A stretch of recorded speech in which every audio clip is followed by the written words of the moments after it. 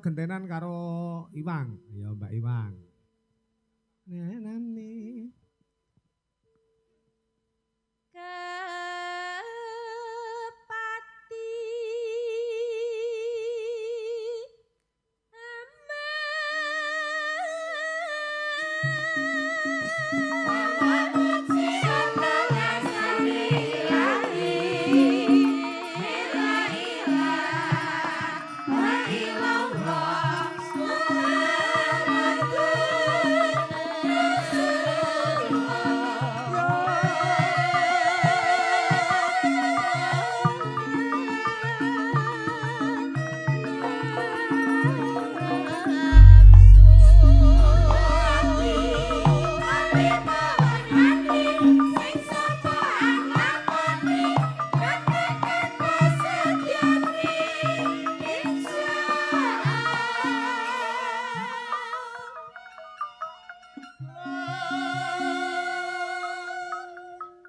muter neng gene Bu Gepeng.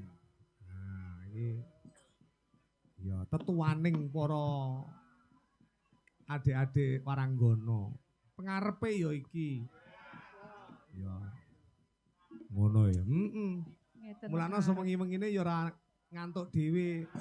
Dongakne niki. Iya. Mergo lek enek wong ngantuk diseneni karo dheke.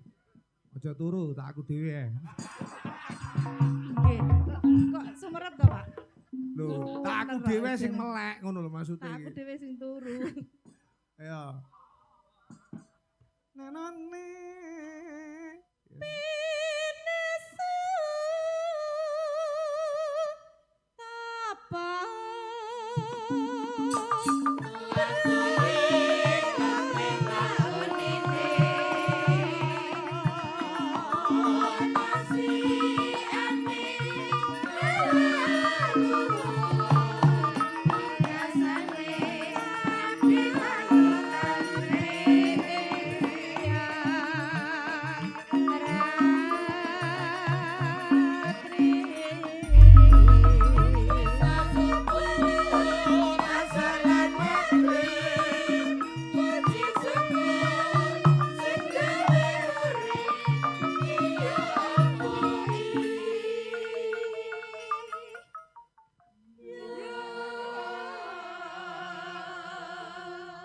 balik neng gene Mbak Elis, mengko Bu Gepeng karo Angel jumeneng. Ya. Ditembangke neng gene dangdute nganggo anu Mas. Memanik. Aku karo garapane Masun Gondrong memanik Mas aku kaya peni-peni. Iya. Neno. Ya. hamba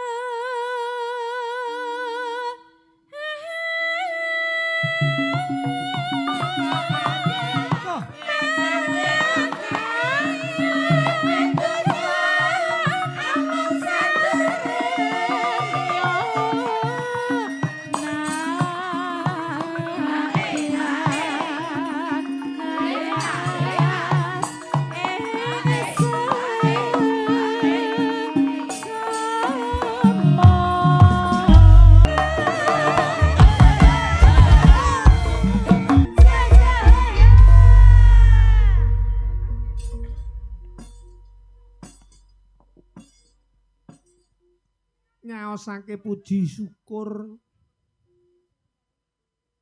kunjuk ana ngarsane Gusti Allah Subhanahu wa taala ya nduk. Ngono ya yung. Dina iki alhamdulillahirabbil alamin. Dilakoni tenan, kasembadan tenan, ditimbali karo panjenengane Bapa Surahmat Kanjeng Ibu Minarsih sing daleme ana ing Desa Panjrejo Rejo Tangan Kabupaten Tulungagung.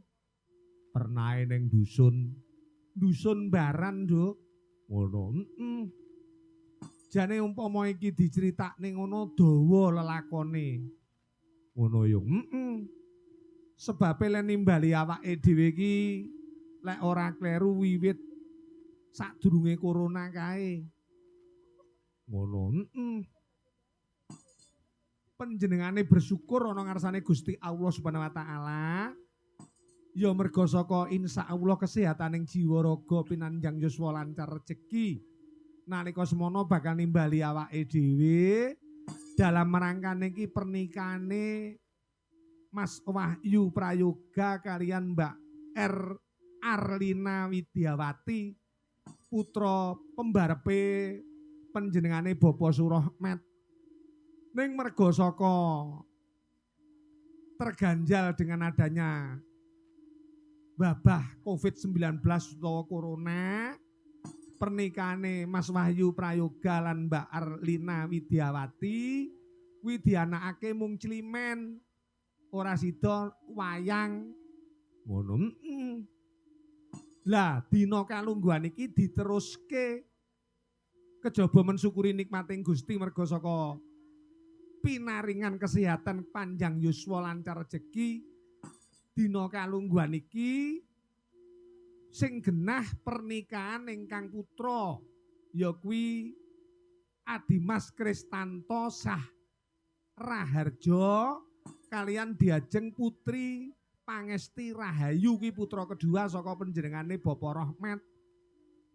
Oh dadi hajatane iki kejaba syukur mring ngarsaning Gusti merga saka insyaallah pinaringan samubarange panjenengane uga merayakan merayakan pernikahan putra pertamane Mas Wahyu Prayoga sing rikala semono bakal didhauhke ning merga saka barengi anenge kasus COVID-19 itu dirayakan saiki sing angka lorone uga pernikahan kejaba merayakan uga pernikahan Adimas Kristanto Sahraharja utawa Sahraharjo putra Bapak Surahman pikantuk kalian diajeng putri Pangesti Rahayu putra putri saka Bapak Arif Karyanto Kanjeng Ibu Nini Sulastri almarhumah. Daleme ana ing 10 lingkungan ngunut 10 Nduk. Oh ning lingkungan ngunut. Dene merayakan pernikahan Mas Wahyu kalian Mbak Arlina kuwi mau iso kasembadan dina kalungguhan iki dibarengne pisan. Lah Mbak Arlina Widyawati kuwi putra putri saka panjenengane Bapak Suwarno Kanjeng Ibu Lili Suciati Pacitan Ngunut Tulungagung. Oh iya, wah hebat banget ya ya. Iya no, dadi rantamane adicara kaya mengkono kuwi. Mula ning kene awake dhewe sing minangka dadi wakil saka tuan rumah, ya senajan mau wis dingendikake dening pamedhar sabda, ya. Panjenengane Bapak Mulya Nasruddin selaku wakil dari tuan rumah, awake dhewe mau menggarisbawahi sing baku matur suwun atas kedatangane utawa kerawuhane para bapak ibu sedaya ingkang sampun paring pandonga pangestu. Niat hajate Bapak Surahman Ibu Winarsih mugi-mugi saking pandonga pangestunipun para bapak ibu ingkang sampun kepareng rawuh panjenengane Bapak Surahman Ibu Winarsih lan nini kaki kemanten tansah pinaringana kawilujenganing lahir batin, sehating jiwa raga, pinanjang yuswa lancar rezekine. Amin amin Allahumma amin. Mas Wahyu putrane ya wis loro sing arepe dinikahake 5 tahun yang lalu kae ya alhamdulillah ya toh. Kejaba matur suwun atas donga pangestune panjenengane Bapak Surahman Ibu Winarsih ya ngaturake gunging samudra pangaksama mbok menawa eneng pasugatan pakurmatan apa wae wiwit saka pinaraan, unjukan, daharan sing sajake kurang resepake penggalih. Panjenengane Bapak Surahman Ibu Winarsih ngaturaken gunging samudra pangaksama merga wong duwe gawe iki cetha nduk, genah, apik elek mesti dadi bahan pembicaraane para warga sing sami rawuh. Apik ya sik digunem, tansaya yen ora apik. Mula ning kene awake dhewe lek ana keluputane Bapak Surahman Ibu Winarsih sepisan malih nyuwun agunging samudra pangaksama ngono. Iya. Sing ora kalah pentinge, Nduk, yen ana dulur, tangga, gitu, warga masyarakat sing urung sempat dikabari, disowani liwat lesan maupun liwat undangan, panjenengane nyuwun pangapura. Lek ning desa ki biasane arep duwe gawe ki mesti atur-atur nang gene dulur, nang gene kanca, nang gene tangga. No, mesti wae ana sing kliwatan, ora kok panjenengane Bapak Surahmat, Bapak Surahmat Ibu Minarsih ki nyepelekke ki ndak. Ning panjenengane nyuwun pangapura. Mergo awake dhewe ya kudu ingat bahwa wong kagungan kersa kuwi mesti ngetokke tenaga, pikiran, bahkan harta bendane. Mula suk-sukan penggalihe ora jeneng aneh yen to eneng sing kliwatan urung kekabaran. Mula sepisan maneh Bapak Surahmat Ibu Minarsih, lek eneng dulur kanca batih tangga sing kliwatan urung dikabari, ora kok panjenengane iki nyepelekke iki ndak. Ning mergo suk-sukan penggalihe mesti ana sing kliwatan dulur kanca batih. Ngono ya panjenengane nyuwun pangapura. Dadi ngono ki umpama ana sing kliwatan orang kekabaran no kadang kala ya ngersula lho nduk tenan. Malah lek trenjo batih kuwi nelongso, pamane batih sing ora pati duwe. Ngono ki kadang kala ya lek ora dikabari karo Pak Surahmat ya sok graita kok eran Mas Rahmat duwe gawe mantu karo ngrejake ngene iki peh dulure sing ora gablek ora dikabari. Ngono ki ya mesti ana. Mula ning kene awake dhewe menggarisbawahi yen saktenane ora ana sekuku ireng niat untuk meninggalkan dulur kanca ki ora, ning kabeh ki mau pancen jenenge menungso ki sipate lali lan luput. Mula panjenengane Bapak Surahmat Ibu Minarsih nyuwun pangapura ngono. Iya. Ya yo ki mau para sesepuh pini sepuh ya rawuh ngestreni. Iya. Samubarange ki mau kalis ing Sambekala kalebu pemerintah desa, malah iki mau ya ketemu karo Pak Carike. Ya muga-muga iso sempulur panjer tansah kalis ing Sambekala ora ana alangan sawiji apa, wargane bagya mulya. No. Ayem tentrem gemah ripah apa kang sinedya kelakon kang ginayuh kasembadan ngono. Iya. Uga salam taklim kagem pepundhene awake dhewe ngono. Bapak sampan gitu. Sing wis ketemu ana ing apa kuwi kamar ganti kuwi mau ngono ning pondokan. Iya, ya klebu pepundhene dhewe pamedhar sabda wakil saka tuan rumah Bapak Mulya Nasruddin. Wah jan basane runtut ya ta. Cara tembunge ki ora nyeleneh ning bisa diterima kalian panjenengane Bapak Surahmat lan para warga. Iya, manjen ya priyayi sepuh. Dadi lek ngolah tembung ki ya mesti wis wasis tur baut lho ya. Awake dhewe nyonto ngono-ngono kuwi, Nduk. Ya. Yo ora susah kakean ngecumang, ora susah kakean pangucap. Sing baku dina kalungguhan iki panjenengane Bapak Surahmat kejaba tirakatan, gitu. Kuwi caos lelipur karo para warga masyarakat luwih-luwih dulur kanca batih. Merga jroning pengendikaning para sepuh sing medhar sabda liwat kitab suci, sapa wong sing iso gawe senenge wong liya, insyaallah ning kono minangka dadi amal kebaikan sing tundhone iso dirasakake kenikmatane wiwit nganti donya tumekang ing yaumul qiyamah. Muga-muga panjenengane Bapak Surahmat Ibu Minarsih anggone nyeneng-nyenengke dulur kanca batih, panjenengane kinabulake apa sing dadi niat hajate, tata gelare berhibur ning jroning batin ki tirakat utawa lek-lekan. Saengga tirakat lek-lekan kuwi mau dadi srana kasembadaning sedya sakpungkure pahargyaning bengi iki Bapak Surahmat Ibu Minarsih sak keluarga kaliso ing Sambekala ora ana alangan sawiji apa, sehat jiwa raga panjang yuswa lancaring rejeki.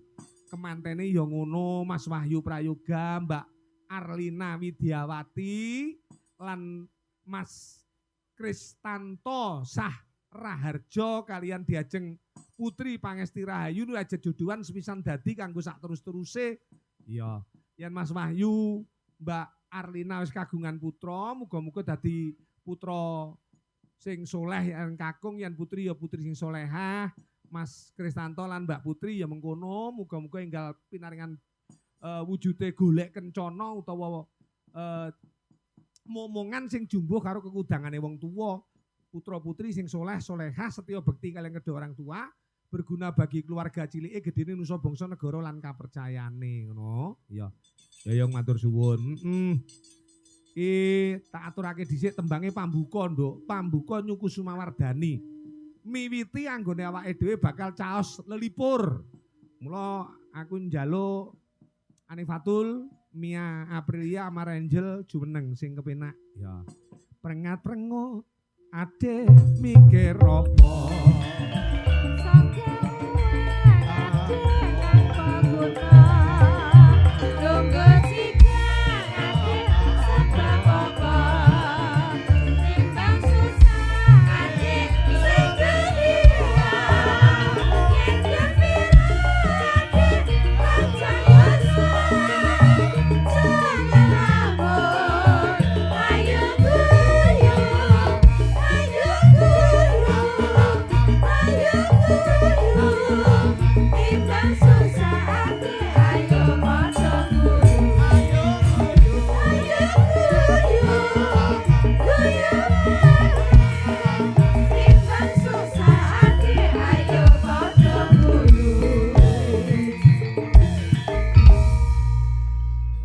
Wilujeng dalu Cahayu. Renjel? Nggih, wilujeng dalu. Wah, semangat ya Cahayu. Semangat selalu. Waduh, duh hebat.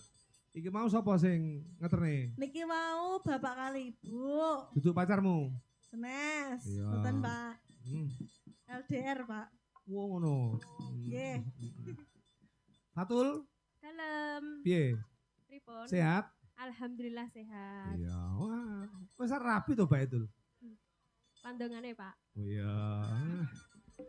Muga-muga ya reneng elangan apa-apa.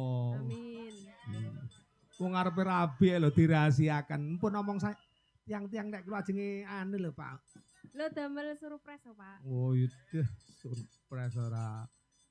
Damel surprise Pak Yud niku lho, Pak. Oh. Iya. Iya.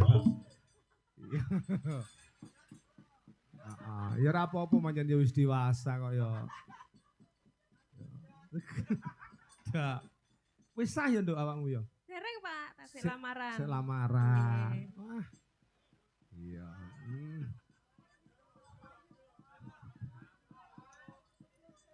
Ayo, Mia, Dalam. cantikku. Semangat Cahayu. Semangat. Oke, selalu gembira aja cemberut. Aku ndak Oke. suka lah dirimu mecucunu ndak demen aku. Oke, Ya. siap. Nembang sing apik pambuka campur sari Nyuku Sumawardani karo Among Rasa, oke? Njel? Siap Njel? Apa, Pak? Riwan. Mesti gampang ngelamun Pak, mesti niki bocah. dijak omongan aneh niki lho, Pak. Oh, rumah Pripun, Pak? Ah, Pripun? apa kamu Pripun, Pak? Semangat, aja nganti guyon-guyonan. Ya. Nggih. Oke, dados siap Mas. Ya, ya.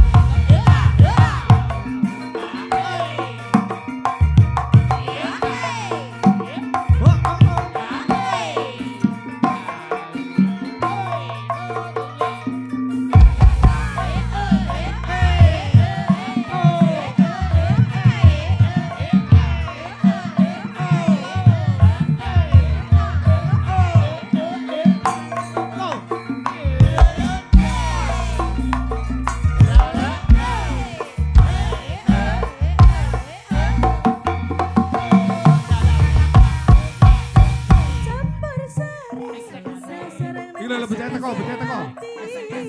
Ya iki lho. Iki dagangane.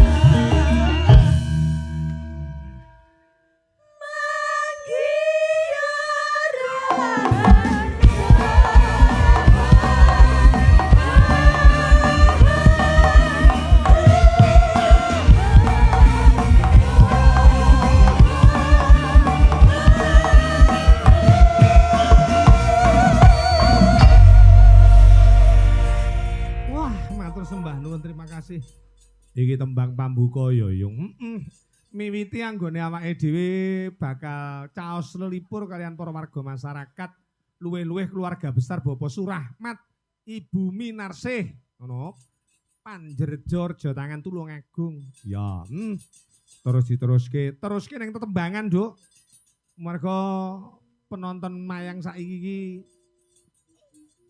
nuting jaman kelakone Nduk ora traten yen to mirengke sing ndaki-ndaki bakune hiburane waranggonane lan gegeculane utawa geguyonane ngono iya dadi awake dhewe caos lipur ning sadurunge saka kuwi iki akeh pamundhut sing kudu dipinangkani ya pundutan saka Ahmad Arifin iki request lagu Kusuma Jaya Wijaya Grigis Katresnan Sejati saking kula Ahmad Arifin Mayoketen Boyolangu Tulungagung. Ya matur suwun Le, ya. Iki wis diaturake. Namulane Assalamualaikum warahmatullahi wabarakatuh. Waalaikumsalam warahmatullahi wabarakatuh. Wilujeng dalu Pak Dalang, nggih. Kula nyuwun sinarengan kalih lintang asmara lagu menika kagem sedaya pamirsa sugeng mirsani kagem Pak Eko mugi sehat selalu lancar sedayanipun matur nuwun saking kula Mbah Jenggot Sambitan Pakel Kabupaten Tulungagung. Usana wassalamualaikum warahmatullahi wabarakatuh. Waalaikumsalam warahmatullahi wabarakatuh. Wah iki ya sik ana siji Nduk. Sugeng ngayahi jejiban Pak Dalang Eko sehat selalu. Oke, sehat selalu. Kula jair. Ya nyuwun gending. Gendinge pokoke sing penak manut aku ya. Tak tujuke karo kanca-kanca. Neng komunitas aku duwe komunitas karo Jair iya wonge roro rung mulih ya mergo arep mulih ndak tek wani ya duber-uber wong nggih Kang Jair ora guyon duber-uber wong maksudnya jaluki syarat ngono lho mergo Pak Jair iki sesepuh ya matur suwun ya manut engko tembange diaturake sing penak ya Nduk iki sakwise pambuka aku arep njajal karo anakku wadon ya Indri ya karo Kinanti niku lek panjenengan dereng pirsa para bapak ibu niki putrane almarhumah Mbak Iin Juwandari niki sinden kenamaan Kabupaten Tulungagung pada waktu itu menelurkan utawa kagungan putra putri untuk Kinanti niki niki putrane Mbak Iin Juwandari iki lek sing sering nonton wayang mesti do ngerti karo Mbak Iin Juwandari swantene sae kaya putrane niki kian sak klebatan ya ning lek niki powere kurang yo Indri karo Kinanti jumeneng sing kepenak ya jaranan jarane jaran peci jaranan jarane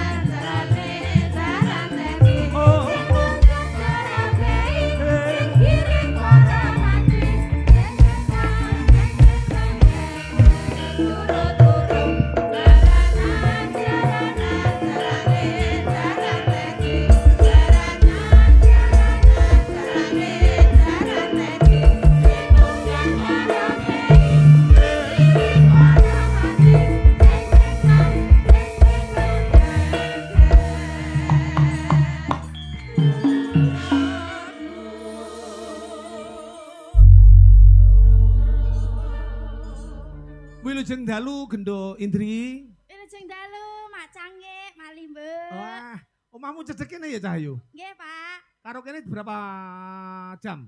Mboten enten sejam. 30 menit, Mboten enten 15 menit, seprapat jam. ya 10 menit ngono lho. Nggih, leren 15 menit, Pak. Kurang luwih semonten. Ya. Lek niki adine Mbak Iwang niki Indri. Iwang nika nika waranggono suwi.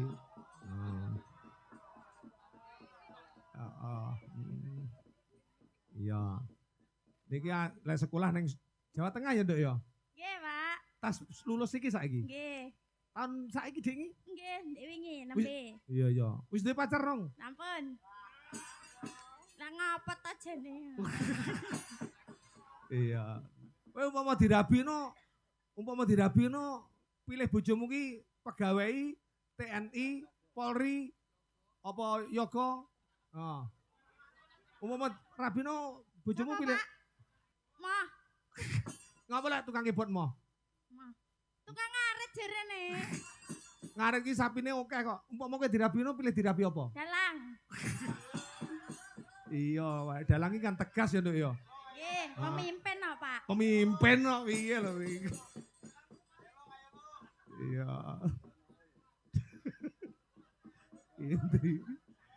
Indri. Ya. Mbak Iwang ki adimu ya, Nduk ya? Mbak Ayumu ya? Nggih, Mbak Yu kula. Sing endi jajal? Sing niku. Nah, Wah. niku. Nyatek niku lho, Pak. Ngateki kethek kok piye kuwi. Sembrono lho Mas aku. Aja sok tukaran lho karo mbake. Mboten. Iya, dadi karo mbake karo keluarga barang iki sing alus aja mek gigiran. Ingat Bapak sedulur utawa sederek itu ya harus ada tali ikatan. Lah nek ngelumulese sapa sing bantu lek ra dulur? Nggih, Pak, leres. Lah iya. Ya wis, sijine. Kin, kok muneng to, Kin? Napa, Pak? Loh. Ya tak arepe tak takoni koyo Indri. Awakmu wis punya pacar rong? Sampun. Ya lanang. Nggih to, Pak. Lah pripun to? Lho. Sing wedok karo wedok ngono ya. Lah kula kan mboten Normal. normal. Heeh. Sampean putrane Mbak Iin sing nomor piro, Nduk? Bu Iin sing nomor berapa? Nomor setunggal. Tunggalmu berapa? Kula kuwatah kok, Pak. Loh, ndak saka ibumu Mbak Iin lho. 3. Telu ya ora akeh. Ya. Tembang saiki, tembange sing rada lawas ning penak. Aku njaluk awakmu ngangge mijil. Heeh. Kang katulu. Engko lek awakmu ning kang kadulu mburi muni guling-guling. Setrum tenan lho. Iya. Ayo dibawani. Anu ya nyilih bawa mijil mengko diteruske ning tembange Setya Tuhu kena. Dilebokne ning anu kena ngono ya. Nggih. Heeh, yo sapa sing dhisik? Ora usah dur-duran.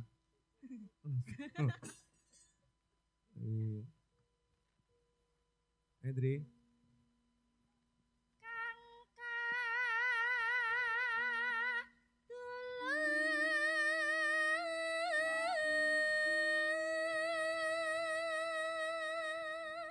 Betul, dicedek kae miki. Enak suarane.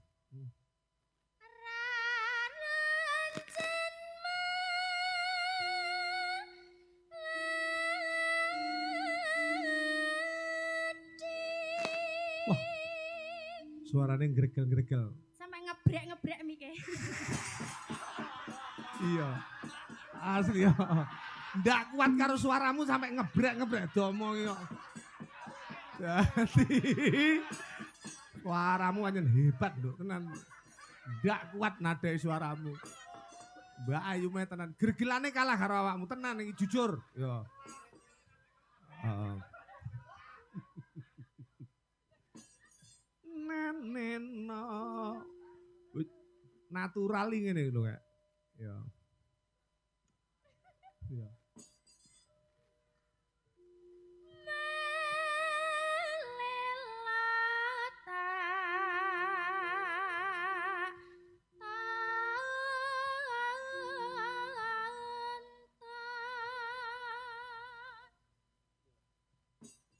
Yakin. Ninanani. Untuk dirusakne, dipepetne iki. Nggih.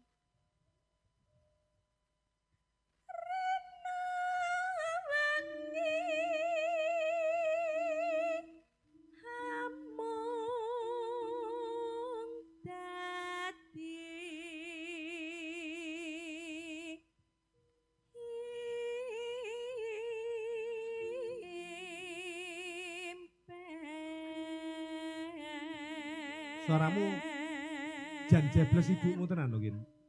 Apa nggih to, Pak? Do turu yo. 11 12. Yo mergo kalah jam terbang kalah. Dadi perlu berusaha dhisik. Sinau ning sinden, aja kesusu nuntut bayaran sing akeh-akeh. Lah mboten. Iya. Ngono. Nanonane. Ayo. Papuntone mantas dika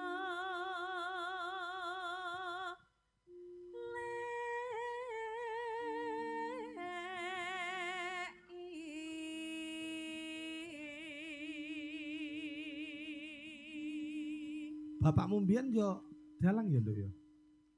Napa, Pak? Bapakmu mbiyen dalang apa duduk?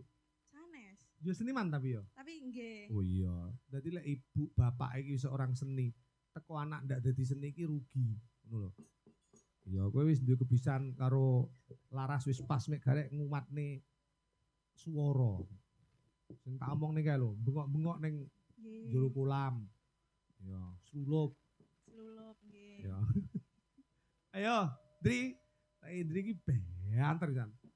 Ya. Walah. Dadak dem.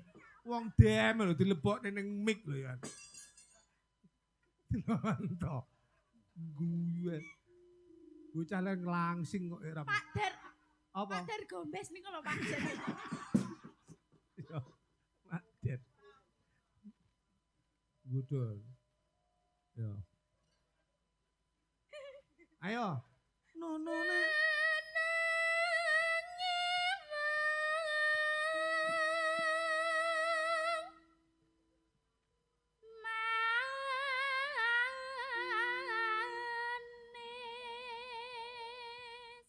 Neno. Ingkang mawe yo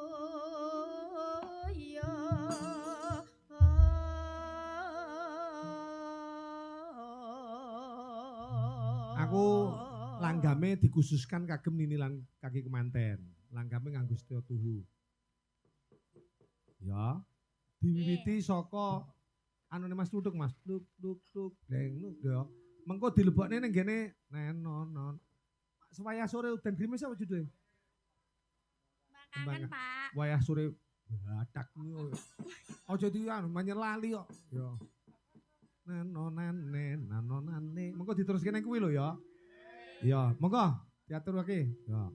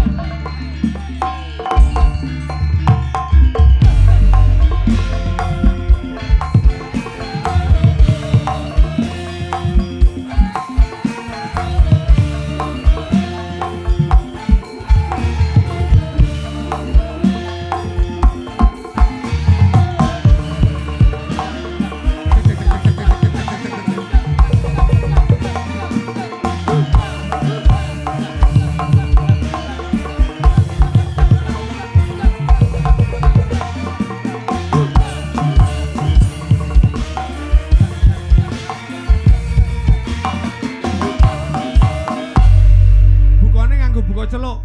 Ya, aku kang setya satuhu kinan. Ya disenan. Ya.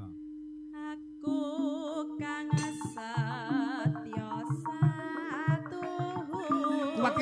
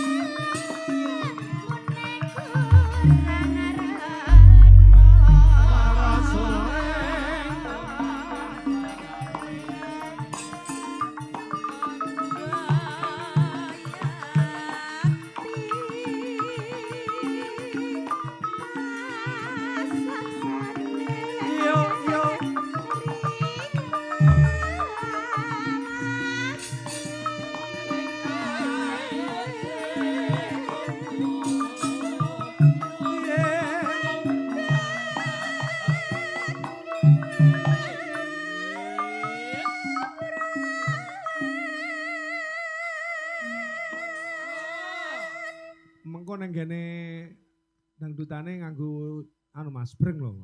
Ya kuwi kudu diiseni peni-peni ya. Neno nano. Ya.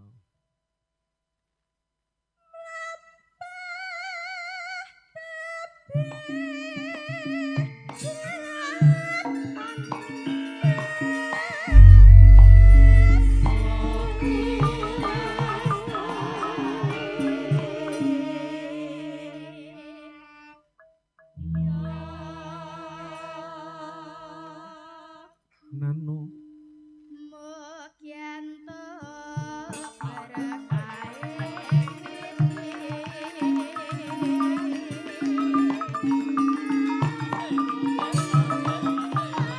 ya. Tuh.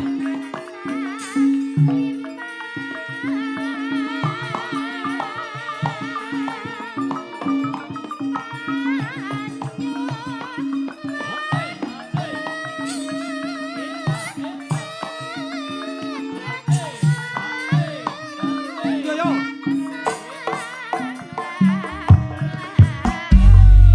Jogetane, Dok.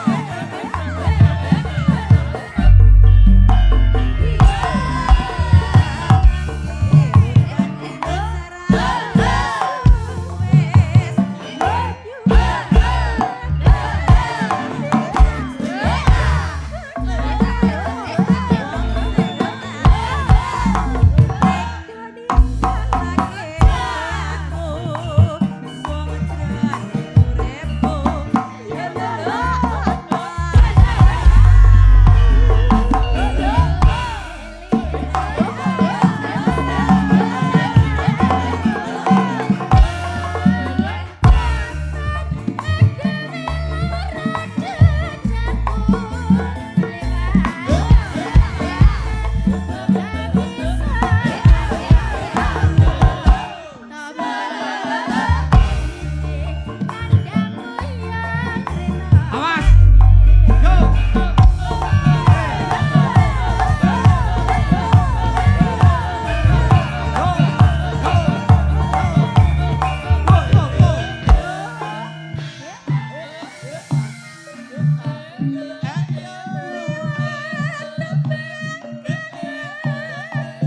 Ayo, Dok.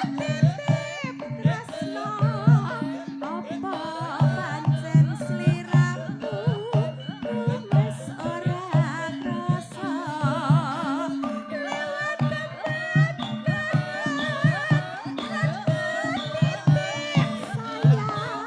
tresnaku mring sliramu ora bisa ilang. Tandas, Sakinah. Yo.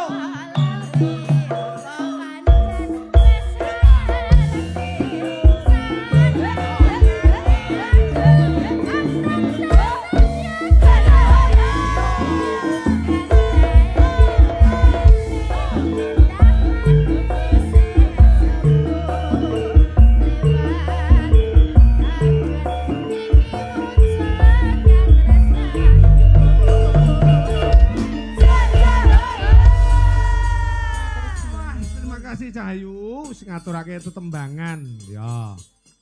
Ya Nduk, iki kejaba Ibu Bulan adik-adik Waranggono ya ana apa kuwi jenenge pelawak kenamaan saka Jawa Tengah Blora ya. Mas Gandes Gandul. Munggahe tembange nganggo utawa lagune nganggo wayangan Mas. Wayangan nggih ngiringi Mas Gandes Gandul munggane panggung. Monggo diaturake ya.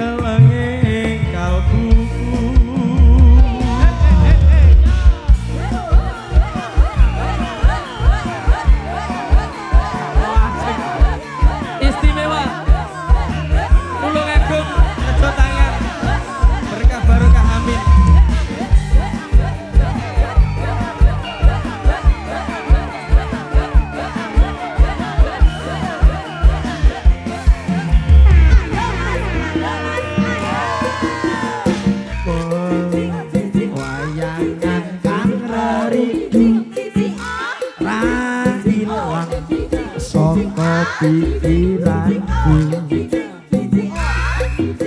wis tak lali nyatane ora bisa lali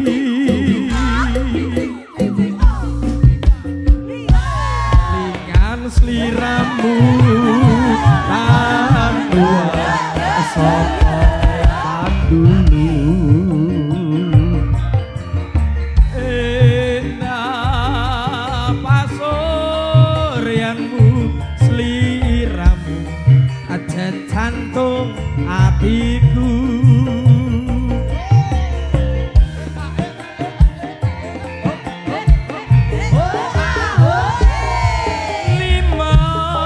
limas pepujanku aja ayu saka pengarepku adatyo apa tresno mandengane telenging kalbuku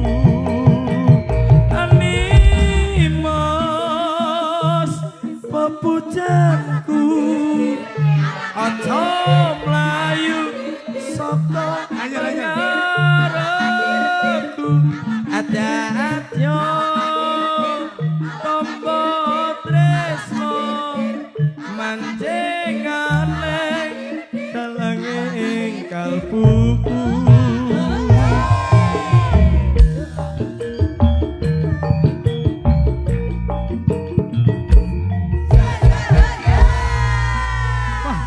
Istimewa banget Mas. matur sembah nuwun Niki mau tembang apa judulnya? niki wewayangan Pak Wah, ngira semanten jumbuhke kahanan ing dalu menika Kok iso ki lho? lah niki ana acaranipun temantenan Sambung rapete karo sair wayangan. wewayangan itu adalah syair percintaan Oh, Gambarke wong jatuh cinta, Pak. Cek jajal saire titik ora usah ditabuhi jajal. Piye? oh pisanan Oh ya. Nimas pepujanku Hmm. aja mlayu saka pengarepku Awakmu ya, Pal. Ora. Lho. Mane aku meneng ae.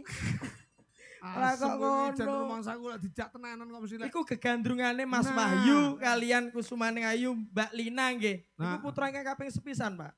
Nggih, riyen Nggih. sing ajenge nimbali rombongan kula Nggih. niku didhawuhane Mas Wahyu kalih Mbak Arlina. Oh, Ning ngaten. berhubung adanya Covid, Nggih. kemanten berdua namung Cilimen. Ngaten. Terus niki terus kemantenane ingkang putra Yang Mas, kedua. Mas Kristanto Adike. karo Mbak Kalian Putri. Pangesti Rahayu. Niki pernikahan terus Mas Wahyu niki ngerjakne ngono lho jawane. Oh, suka pari suka. Ah, Seneng-seneng. Jenengan ngantuk undangan no? Niki anten iki. Oh berarti buah mungkin. Iyalah. Nyumbang. Pak Nah, Eko Allah. lho, Pak Eko nek perkara nyumbangi hobi, Mas. Hmm. Janji ana wong duwe gawe mesti teko nyumbang. Hebat sosialnya Loh, tinggi. Kuwi iya. lho sing ero. Dadi anggere ana wong duwe gawe Hmm. nyumbang. Ora Orang nek wong DKW. golek. Oh, Hobi yo. Iya. Hebat. Iya iya iya. Sedekah Karena tinggal we, Pak. percontohan suatu pemimpin. Mm-mm. Kula wong mboten kantuk undangan kados jenengan nih. Oh, terus Dadine ya aman ora kalong buan. Nggonmu iya. mau catet ning apa? Tak catet ning gone kertas mbah nyuwek iki mawoke. Ah. Ayo midhangetaken ngendikane Pak Eko. Hmm. Niki teng daleme Bapak Surahman kalian Surahmat. Hah? Surahmat Agem T to. D. Oh D. Ning undangan D nggih. Bapak Surahmat Ah, kalian Bu Winarse. mi. Minarse. Ah. Nandur tomat, nandur kerai. Bapak Surahmat mugi-mugi kathah rezeki Allahumma. Amin. Dadak lho lek ku nyatet timang Surahman yang dadak kleru mat ganti ya. Ah. Bene to ndak apa-apa. Nandur tomat ning sawah, Pak. Piye, Pun? Bapak Surahmat mugi-mugi kathah berkah Allahumma. Amin. Mbok melo. Tuku tomat rupane loreng. Terus Opo? Bapak Surahmat kula rokoke dereng. Alah, lambemu. kok ngono lho senengane Kok iki. mesti lek komersil kowe iki. Lah pripun Pak? Lumayan lho ndak tuku lho. Oh iya, sampean perjalanan dari Blora ke sini berapa jam, Mas? Suwi banget. Mbok sing cetha wae Bloko Suto. Aku iki lek kene gandrus kae sing tangane dhisik mesti irung. Lho, Dadi fokusku ku nek irunge kok modele ndak padha karo kancane ngono. Lho. Tapi matur suwun, Pak. Piye? Kula dangu mboten panggih kalian namung rasa menika. Oh. Wah, ternyata ada kemajuan. Apa le? Beto kembarane Mas Gandes. Endi? Lah iku sing Apa-apa? nganggo kacamata niki. Kok iso sampai noleh ngoten lho. Ra nyono aku kok entuk kembaran lho sampean. Aku mesakno malah mase kuwi. Lah ngopo? Lah rai kaya ngene kok iso ditiru ya. Wis sabar ya Mas ya. Berarti jenengan seneng ngertos kula ngeten iki. Sing bangir iki cangkeme dudu irunge. Dadi Nggih, ini termasuk golongan manusia langka, Pak. Kira pantes niki kula betake Mas Gandes, bot-bote dulur-dulur supaya nek pengen roh kethek ora usah tekan kebun binatang. ngono to. Lah niki pun raenan kethek. Nggih. Kula rai kethek Pak ngene lho ngene. Pun puas jenengan puas. Rumah Sulo. Niki mau meh sempat bingung, Pak kula. Pripun? 4 jam setengah dari rumah. Niki won enten pertigaan lorongnya kecil banget. Mboten enten rambu-rambune. Dadak bingung terus kula niki mau kemang medun takok kok suwi mang petuk sapa to? Petuk wong lanang. Terus kok suwi wong takok ngene sing enek wayangane pundi wong ning gone Google Map karek mung jarak 5 menit lho kok. Lah wonge ora jelas kok Mas. Kok ora jelas iki? Lah tak takoni iki karo nuntun sepeda ngene. Nyon sewu niki sing enten wayangane pundi, Pak? Anu Mas, kan gak iso nduding to. Lho iya terus. Niki Lah ora iso nduding kenapa? Nuntun kan nyekli sepeda. sepeda lek dingin nduding gak yo rubuh. Oh Iya ta? Lah tapi kok iso roh nek teko kene iki, Mang? Ayo nganggo sandi. Oh. Diwene arah-arah. Dinai kode. Tapi ora iso nduding. Heeh. Piye no kok mudeng kowe? Anu niki mlebet gang Mas, pancen gange alit. Iya, Tapi ulet-uletan. jenengan niku mboten kesasar, pokoknya jenengan niku langsung masuk. Mungkin nek enten pertigaan nganan, niku terus masuk, terus belok ngiri. Mungkin nek enten tukang parkir jenengan mlebu. Oh iya. Panjen dalane muyok agak Mas. Ulet-uletan. Lah ngono ki lemang suli piye? Lah aku wong jenenge berbudi bawa leksono. Aku Dasare Satria Agung turunane kraton. Nah, aku yang mudun terus sembah kolbu terus ngene matur nuwun nggih, Pak. Rumah saya ora. Iki lho tentang kemantenan iki lek saka pangiramu senajan awake dhewe iki sampean berjuang iki sing muda. Nggih. Untuk manten yo urung tak suwi lek kemantenan. Nggih. Gitu. Iki awake dhewe paring Ular-ular. paring ular khusus kangge manten. Wah nek babakan nganten iki alhamdulillah jane arepa piye wong wis kebacut to. Iso kebacut. Kula asline Joko, Bu, cuma wis di anak loro. Kok iso iki lho? Lah iya wis kebacut. Berarti yo nebal saka agama lan negara no. Lho mboten. Lho piye to? Lho terus kula sahne kok. Kula Oh. tanggung jawab apa, Pak? Lho niki bojone gadah gelar kok, Pak. Lho niki lho. Apa kuwi? Gelare niku SPD MMD. Wah, Kuliahan. sarjana pendidik S2 berarti. Mboten. Mosok nutup bojoku. SPD MMD niku sekolah pedodel mergo meteng dhisik. Bojone iki. Apik. Mulane coba anak loro. Rajar. Lah pikirku bojoku kuliah ra sida kok iso duwe gelar SPD. Lah tapi kudune kowe bangga jarang ngono lho bocah sekolah urung lulus meteng sik urung Oh, tak ngono. bacok iku rumahnya. Sing penting keluargane iso adem ayem tentrem bahagia mulya. Lek guys nikah sampean. Sampun, Pak. Hebat. Nyon sewu elek-elek ngeten iki kula mbiyen nggih nate arep dilamar Luna Maya. Loh. Omongan aja kebacut lho. Saes. Sampean ning gone pundi Rejo Tangan. Heeh ning Tulung Panjer. Agung iki lagi sepisan dukane pundi, Pak? Panjer desane. Panjer. Rejo Tangan Tulung Agung. Iki sepisan omongan aja celume ta. Saestu. Kok iso Kenal wae durung lho. Lho kok lah aku lho nyon sewu kula niku nate arep dilamar Luna Maya niku pas tahun 2010. Loh.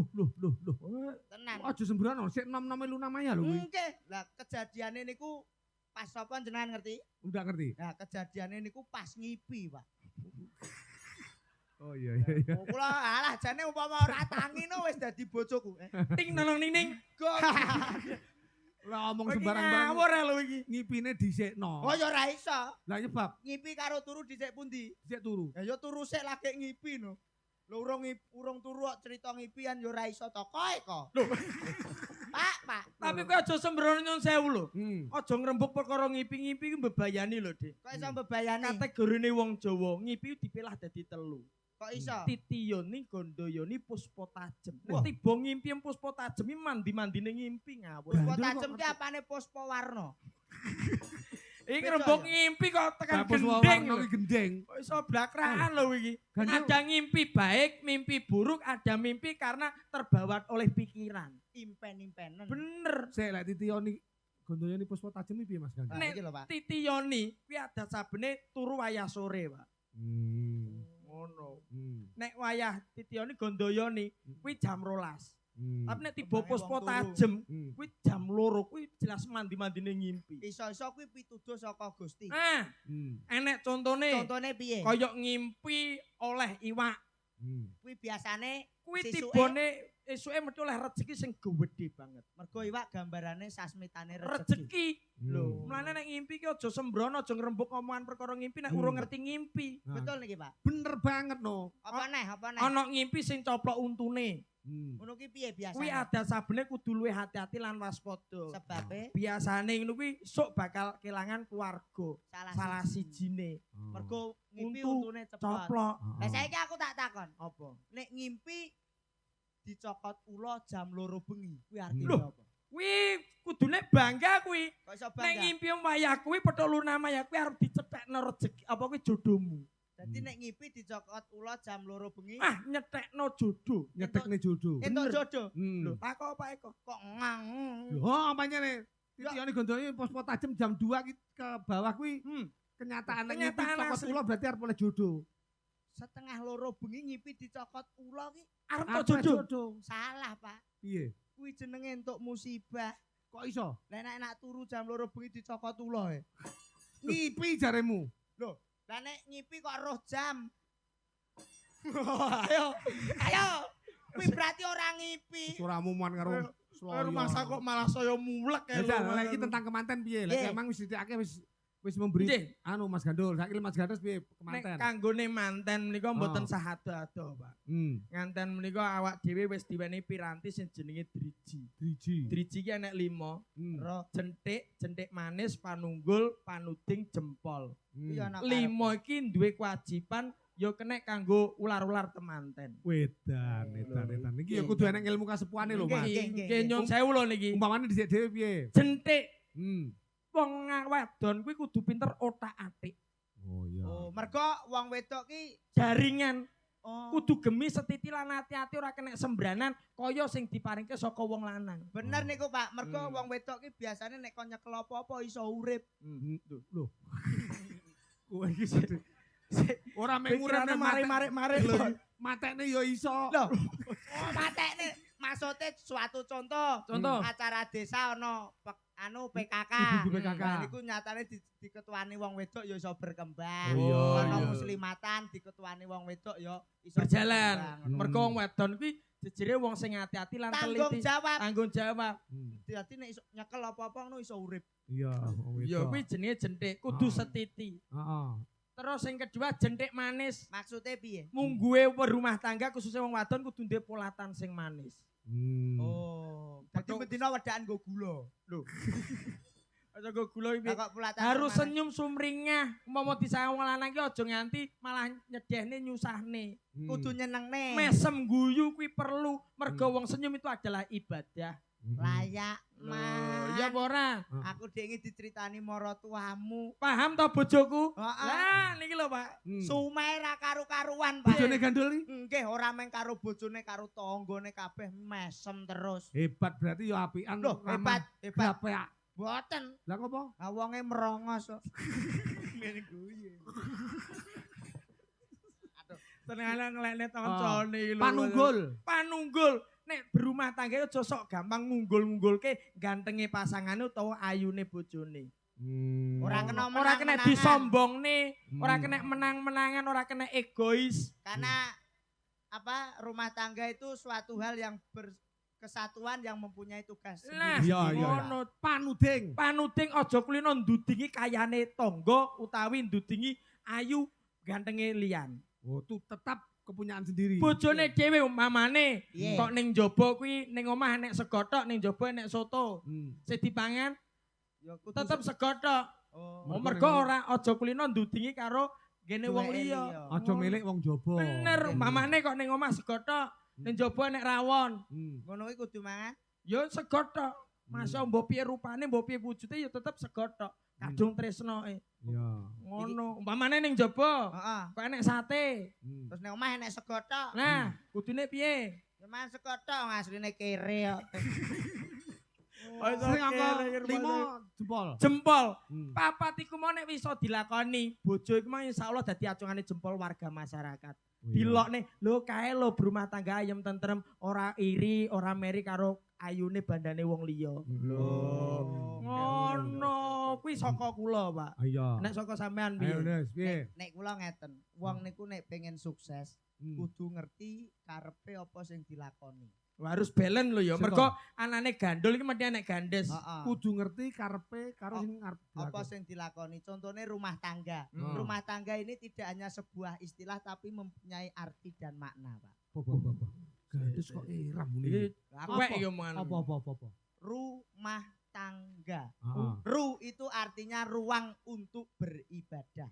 Oh iya. Karena dawe Pak Yai ibadah paling enak niku nikah. Nek diniati ibadah iso buka dalan loro. Siji dalane rezeki, nomor loro dalan Sarwa ibu-ibu. barokah. Oh, rezeki barokah. Nggih. Pikiranku tewas arep rono. Kuwi ru. Mah, Maha besar pahalanya. Oh, berumah tangga. Ora mung mesem, Pak. Apa-apa dihitung ganjaran. Salaman karo bojo. Niku jari ganjarane kaya-kaya ngambung Hajar Aswad sing ning gone Mekah. Weh. Wong wedok gelem nyalami bojo, ngambung Nggih. tangane bojo, padha karo Ganjarane padha karo nyium Hajar Aswad wonten ing Mekah. Kamangka Hajar Aswad niku rupane ireng. bener. Nah, bejo-bejone wong wedok sing di bojo ireng-ireng. Niku aswate gedhi. Gus. Saya tak kowe aja ngelokne sembrono. Wis tepung purung ngantene ngendi? Lah nyapa? Lho kok ireng ora? Lho maksudnya nek ana irenge wong lanang ki aja ben ora dipaido karo wong wadon. Oh, Kuwi ana berkah. Ana berkahe. Nggih. Kuwi rumah. Tanggung jawabnya tidak hanya di dunia tapi sampai ke akhirat. rumah tangga. Mergo nek paribasan wong wadon iki swarga nunut neraka ora ketut. Iya. Nek enek dosane wong wadon, Wong lanang wong ora. lanang melu nanggung. Melu nanggung nggih. Nggih to, Nggih. Pak. Tapi nek wong lanang gawe dosa, niku dosane disangga dhewe. Wah. Kudune ki wong wedok bekti karo wong lanang, tapi kenyataannya justru wong omah-omah ki galak sing wedok timbang sing lanang. Oh. Nggih Kuwi mboten? awakmu ki dasare wong liya apa awakmu dhewe? Loh, pengamatan, Pak. Saya mengamati ibu-ibu di Indonesia. Rata-rata sing wedok ki lemu-lemu, sing lanang kuru-kuru. Mergo zaman saiki luweh galak sing wedok timbangane sing lanang. Oh, sing lanang kakean digetaki. Tapi nggih bejo-bejane Lah, wong saiki- omah-omah sing duwe bojo galak. Kok iso lho? Loh, nggih Pak. Insyaallah besok matine dientengke rekasane karo Gusti Allah. Lah kok ngono? Lah ning donya wis disiksa karo bojone. Iya. Lah piye nyambut gawe rina wengi sing wedok dolanan Shopee. Enggak. Gagasan apapun harus sesuai dengan keadaan. Ojo sampai gelak laku ngege mongso, Bener. jangan sampai hanya karena keinginan menyusahkan diri sendiri. Saiki dirimu berdua tak giring. Loh, pripun? Wong lanang karo wong wedok ki lek awakmu abot endi? Woh, Berat endi? nggih rekoso iki nggih wong lanang to, Pak. Lho wong lanang paribasan sirah dienggo sikil dienggo sirah nyambut gawe ra roh rino ra roh wengi. Oh, Keringet PC. pari ya toh? PC berarti raro Kok rino. PC piye? Lah raro rino raro wengi. Gak mate iki wis ora roh wektu ora roh wayah. Ah, Oh. Bot-bote pengen nyukupi butuhane keluarga. Nganti direwangi adus keringet. kuwi lho wong lanang. Lah banyu apa renek kok adus keringet. Mate ngene lho, Dik. Kuwi Ngene lho, mate adus keringet iki nyambut kene tenanan ngantek lali. Awak dhewe arep adus iki ngantek lali.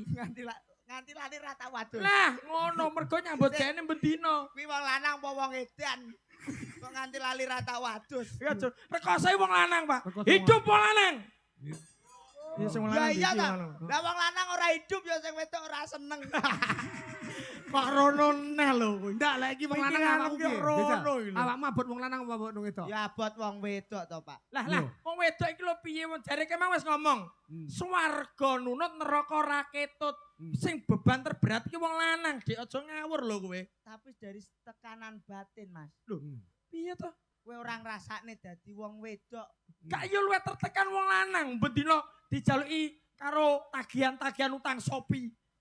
Lho, lah kuwi nek umpama wong lanang koyone cukup nyukupi wong wedok ora ngira golek utangan lho, Mas. Ora mok kuwi tok tak kandhani. Ora trimo nek sing nonoman rasa pi. Lah sing tuwek-tuwek saiki apa? Malah luwih bebane. Apa? Lah kenalane mekar kok. Anane golek mekar ya mergo sing lanang kere. Nggih Bu nggih. Ngono lho. Mulane wong lanang iki mergae. Tak anu lek abote wong wedok ning opo? Abot tak wong wedok niku gaweane akeh tapi ora ketok. Lho. Resik-resik omah. Ngopeni bocah. Nggih to, niku dine dhuwit 50.000 kudu cukup kanggo sak keluarga. Kudu sing lanang ya melu mangan. Tapi nek wong lanang dine dhuwit 50.000, mengentek nggih ngopi karo tuku rokok. Ngono wong wedok isek mbok paido. Wong wedok sirikane loro, Mas. Apa? Aja pisan-pisan siji mbok bandingno karo wong wedok liyane, aja mbok paido perkara blonjo. Kuwi nek mbok tutukno omah pawon rubuh tak ngene. Lara atine. Sing kleru yo wong wedok. Sebagai wanita aku tidak. Sebagai Belani wong. Lho tapi sing golek kaya kan wong lanang, Dik. Kaya piye? Lho, lah piye sing mergawe iki wong lanang, Dik? Mangsaku kok. Lah kuwi lah enek gawean. Lah nek ora enek gawean, wong wedok saiki ya do melu nyambut gawe. Kowe ora ono rekasane. Belis jadi antara sampean berjuang ku ben tengah. Buktekno nek kowe pengen roh rekasane wong wedok. Semeneng, Mbak. Kowe etopel wong lekan golek omongan. Niki tondo napa Mbak yu pate beda.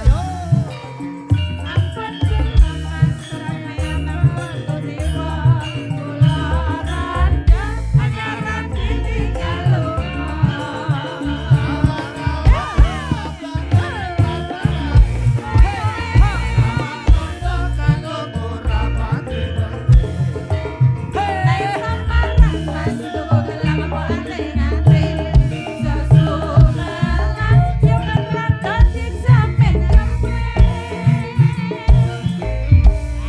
Niki enten Mas Gandul karo Mas Gantes Mbak Elis. Nggih, sugeng dalu. Kula belane wong wedok, Pak. Ngene iki lho coba. Ngene iki gak rekoso wong lanang. Nyapa Lambi rekoso? solang salin. Dek ini bar biru, bar kuning saiki ganti ijo. Mesti barang sing apik-apik sing gumebyar. Nek wong lanang kowe ngerti, sarung lho ngantek ganti rupane ya panggah kuwi tak ngene. Lho ya wis Peci wajar to, Mas. nek sing nganggo kudung kadang nek sing pink, nek sing biru, nek sing ijo. Wong lanang peci yo ireng ngantek metu keluke tak kandhani. Peci kok metu keluke mbok kira nalpot. Lah mbulak kok. Wong wedok ngono iki wis Mbak. wajar. Loh, Pengen lho, yang indah-indah klambi milih sing apik ya wajar manusiawi to. Nah, ngono. Klerune ning ndi? Kowe muni yo, klerune ning ndi? Lah tapi Muni yo, tak tuwapuk pisan. Tuapuk ae, Mbak.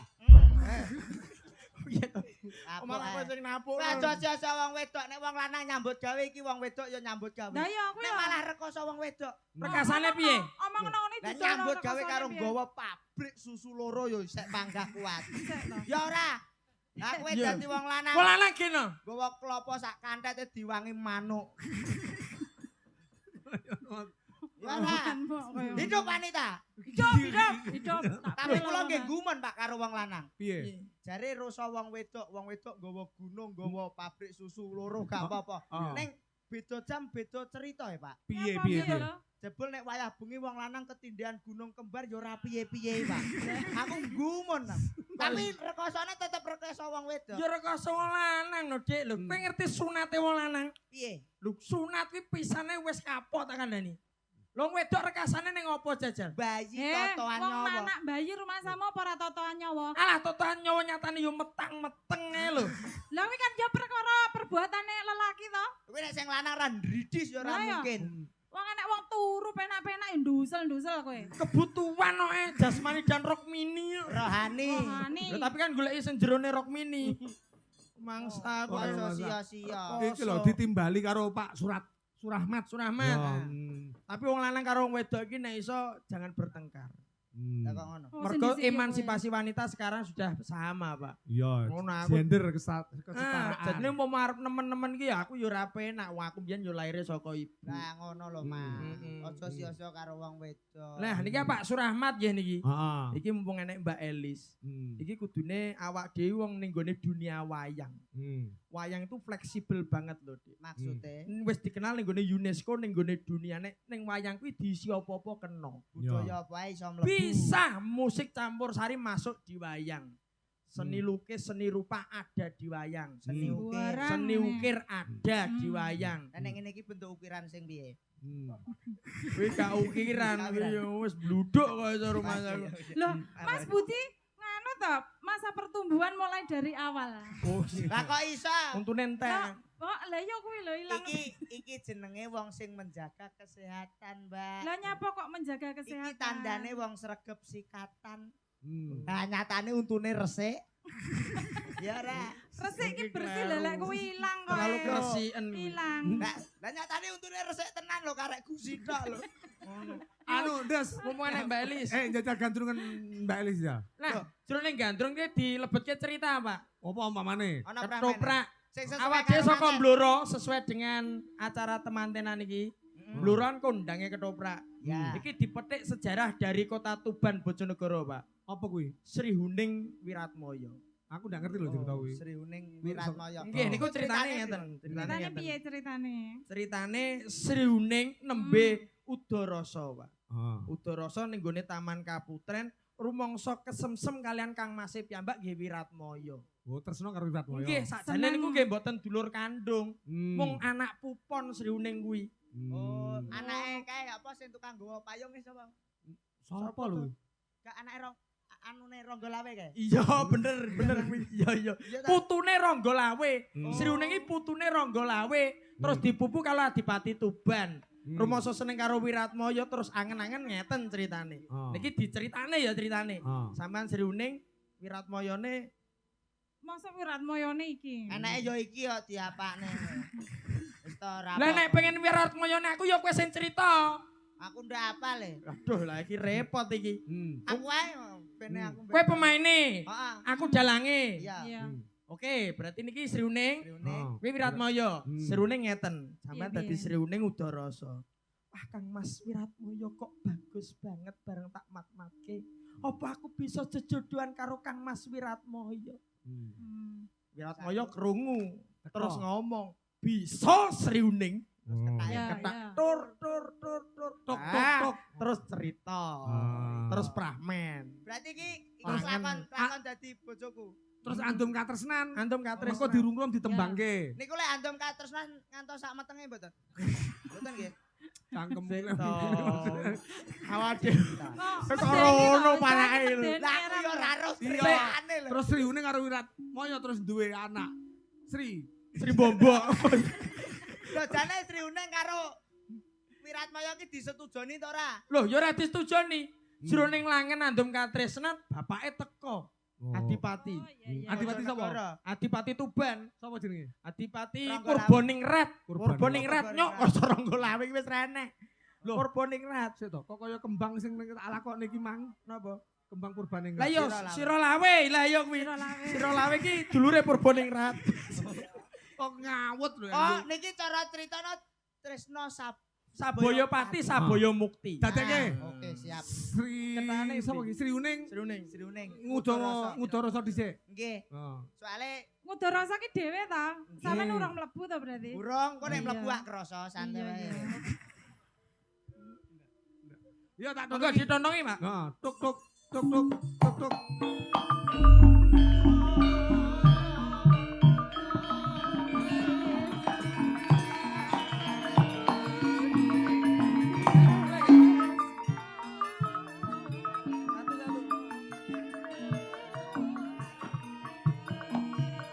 Sri Huning.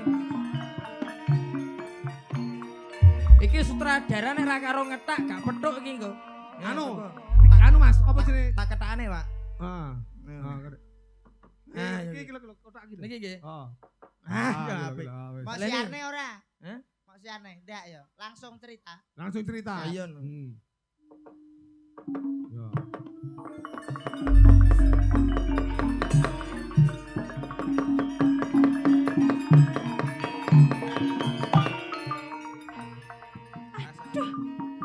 Saben dina aku kok kelingan karo Kang Mas Wiratmoyo. Piantune bagus. Teteke lencara kuning. Irunge bangir banget. Oh alah, kesalahan nih kita. Kesalahan golek pemain. Bedino ki aku ngipi.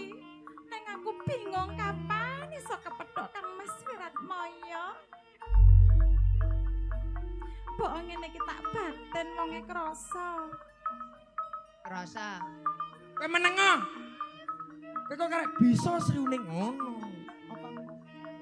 Kapan ya aku ngene iki bisa sesandingan karo Kang Mas Wiratmaya? Aku ki kapan kangen karo tetepi adeke sing gedhe dhuwur ki lho. Ya ampun. Kapan aku bisa sesandingan? Lah ya.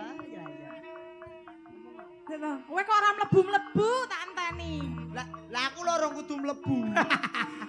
Sriuning iki ngene lho. Ruane. Apa bisa aku sapa temon karo Kang Mas? Apa aku bisa sandingan Ah. karo Wiratmaya? Lah, heeh. Anggo baleni. Baleni ya. Kayak yang besok kapan aku bisa sesandingan karo Kang Mas Wiratmaya? Apa aku bisa sesandingan yang besok? Bisa Sriuning. Aduh Kang Mas.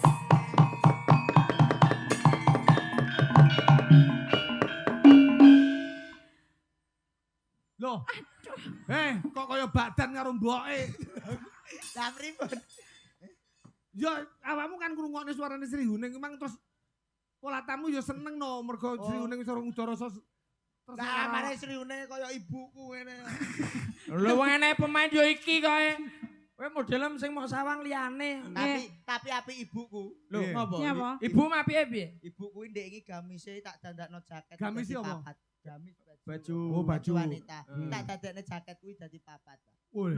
Kok iso? Apa uga wedi. Wah.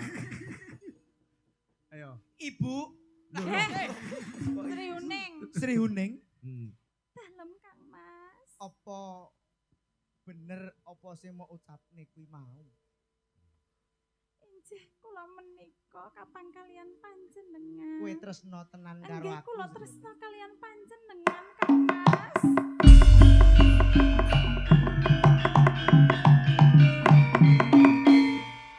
Bungah sak jroning ati. Sak banjure aku krungu Injih. apa kang wis mbok ucapne kuwi mau.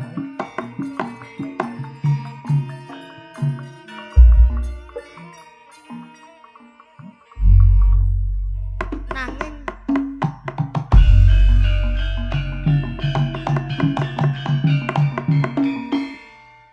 kowe aja kuwatir ya Sriuning. Injih Kang Mas. Kabeh bakal tak lakoni apa kang dadi pepalange bakal tak lewati.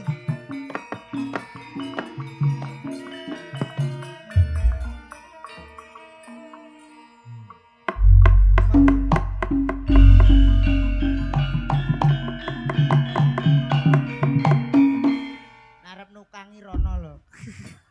Iki lho omongku sok apan. Ngepasno. Wis tak ngono. Tak kowe. Lho urung sik. Kowe langen sik. Ngono. Lah anggere pelan mbok ganggu cemburu to. Ora. Kang Mas Wiratmaya. Apa sih? Mbok aja marah-marah ngono kuwi ta. Ora Sriuning. Aku ngono kuwi mung guyon mergo aku ki mung tresno karo pek. Aku Iki Wiratmaya karene gagah-gagah itu. Lah kudune piye? Satria kok. Lek guyu. Oh, gak. Piye? Nah, Sriuning. aja kakean. dalem Kang Mas. Ayo. Apa sliramu? Seneng tenan karo aku Sriuning. Malah wedi. Aku yo ngono. Omong sing tenanan to.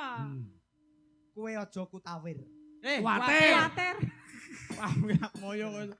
Kuwatir nyok. Kowe aja kuwatir Sriuning. Injih Kang Mas. Najan to wong tuamu lan wong tuaku ki ora sarujuk yen to kowe karo aku ki bak kelakon dadi bojo ning mbuh piye wae bakal tak perjuangke. Menika leres nggih Kang Mas. Heeh. Panjenengan bakal merjuangke saestu nggih. Iya. Loh, sapa kae lamat-lamat saka kae bapakmu Sriuning. Wiratmaya.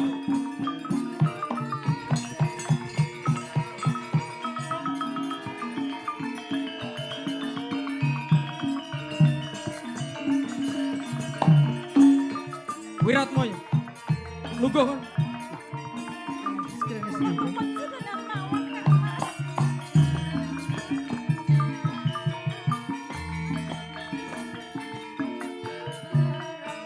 Kok jebul kaya ngono. Pun Rama goleki slirane. Merga sampean iki dina kudu wis siap siaga arep dedaupan karo putri saka Bojonegoro. Nyuwun pangapunten Rama. Iya. Tresna menika mboten saged dipun peksa. Kula mboten tresna kalian Kumala Retna, mboten wonten sanes katresnan kula namung Sri Huning. Kowe seneng Sri Huning? Inggih. Lho.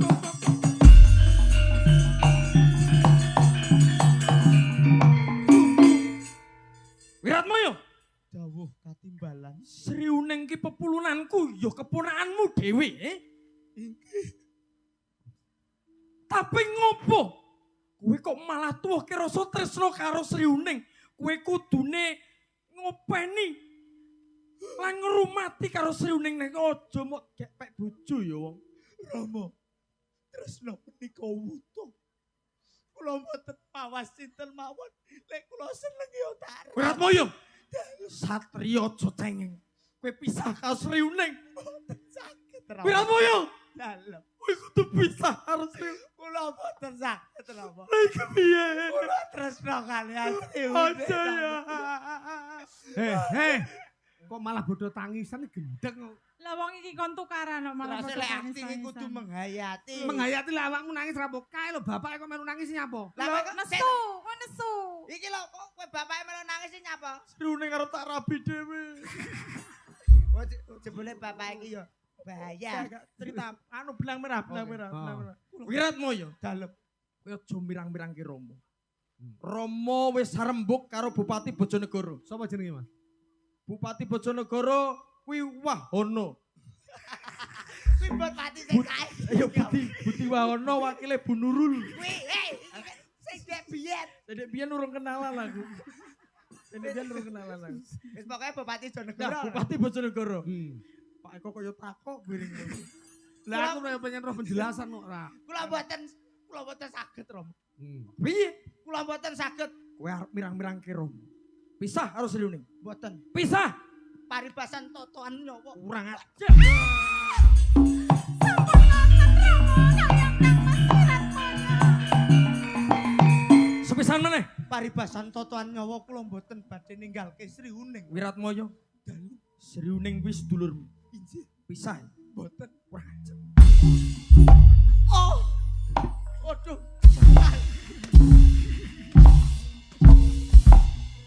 Romo Pisah ora. mboten Romo. Kuwi dulurmu dhewe. Kowe kudu rabi karo Kumala Retna. Mboten. Mboten Rama kula menika Sri tresna Huning. kalian Kakang Wiratmaya. Sri Huning perem. Ampun Romo. Sampun Rama kula menika Sek, tresna. Kok malah digegek piye to? Kowe kok iso tawonanan teman. Loro iki. Kene banyune lho ngono pisan iki. Dramane Kowe kudune lek nggih tuthuk ki banyune buakan. aku ya bingung arep gua ning ndi lho ning kono ana wong akeh. Iki lho kaya dipentungi nggih LPG. Wis aku ae bapake. Aku bapake. Jenenge arep ijol. Ceritane ganti. Kula sing dadi Bupati Bojonegoro. Oh, kowe Bupati Bojonegoro. Heeh. Berarti aku Sampeyan dadi apa? pemeran pertamane. Iya, Eh. pemeran pertama. Wiratmaya. Todok. Todok. Lah kok ora dibuak ya, Pak. Tok tok tok. Loh, putriku Kumala Retna. Aduh, aduh. Kene Nduk. Dalam Rama. Ya, ora nyono babar pisan. Yen anakku wis gedhe. Sik Mas. Kowe dadi apa? Jare kowe dadi Bupati Tuban. Aku Bupati Tuban. Bupati Bojonegoro karo Kumala Retna. Sing ndek mau wis bar ngono kok ceritane. Ganti. Ganti peran to. Ganti. Ceritane ganti. Iya no Iya. dadine iki penonton iki ben gak apa kuwi jenenge Coba gak jenuh. Oh, ben roh runtute Lah ngono. Kumala Retna Injih dalem Rama. memuji ngersanipun Gusti merga sesuk-esuk kowe bakal dedaupan karo satriya ana ing Tuban. Injih. Ya kuwi Wiratmaya. Amit kula ingkang sowan. Kok ana sing teko kene monggo. Wah lho.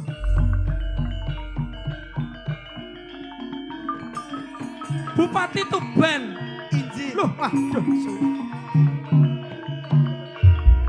Kok teko dadak ana apa? Nyuwun pangapunten. Sowan kula wonten mriki badhe paring pakabaran mbok bilih Wiratmaya sak menika oncat saking Kabupaten Tuban. Piye?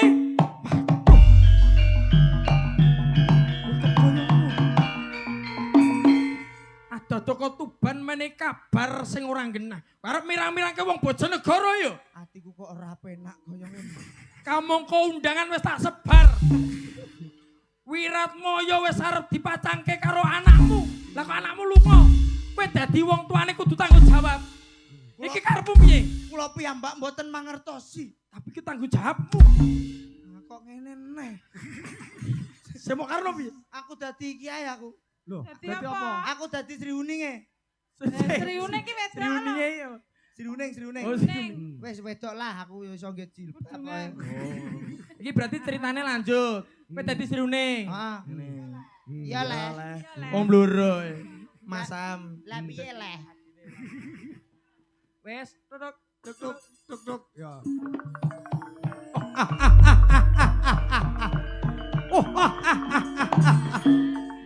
Wayu, wayu. Inje dalem kakang. Ranyono bombong rasane hatiku. Kowe pinangka dadi adikku sing urip ana ing Lamongan. Sik. Jare Jonegoro Tuban. Kathek tok Lamongan. Ceritane iki ngene lengkape. Jroning wong wong Tuban karo Bojonegoro arep dedaupan. Bupati Lamongan kuwi ya ijek kaijenan duwe rasa tresna karo Kumalaretna ya putri Bojonegoro. Ben arep ngaco. Nah, arep ngaco dedaupane Wiratmaya karo Kumalaretna. Terus wong Lamongan teko diadang-adangi karo Sri Uning. Sri Uninge sapa? Aku. Nah, aku teko sing ngalang-alangi kowe. Iya. Nganti tumpekane sak matine. Iya. Weh, iki ditanggap nganti sak matine. Lho piye to? Awak dhewe seniman harus totalitas, Dik. Aja sama utang kurung lunas kabeh. Ormas aku. Kok ditanggap nganti sak Kowe matine. tembang-tembang ya. Loh, kantun sepisan, Pak. Ya. Ki. Iki dina Dalem Kang Mas. aku njaluk palilahmu ya. Hei, pawongan. Lebih tok dek, pawongan. Sopo? Aku arep teko ning Bojonegoro. Sopo? Aku Bupati Lamongan. Sopo kowe? Aku Sri Uning. Wah, ana apa kowe nang ing tengah palagan? Kowe mengku karep apa teko ing papan kene? Wiratmaya karo Kumalaretna kudu pisah. Ora bisa. Sopo sing dadi pengalange? Ora ana liya ya mung aku Sri Uning. Mati dening aku glangsaran antem. Wah, anting Sri Uning ya.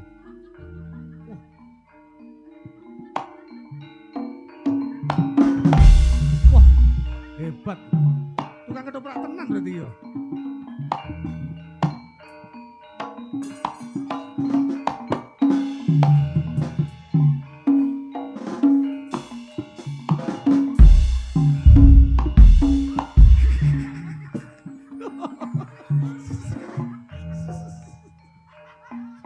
Ape. Ya.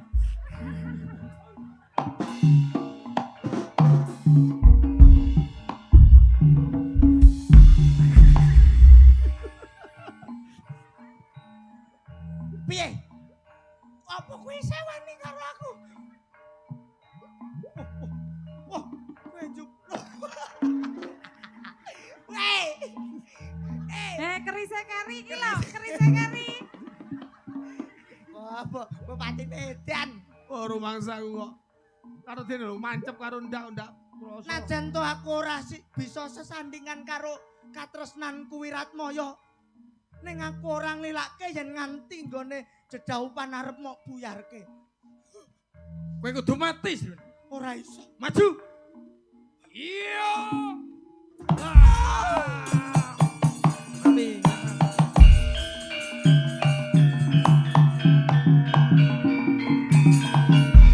Lah, menika ceritane Tambahi urung iso mati iki. lho. Tambahi neh.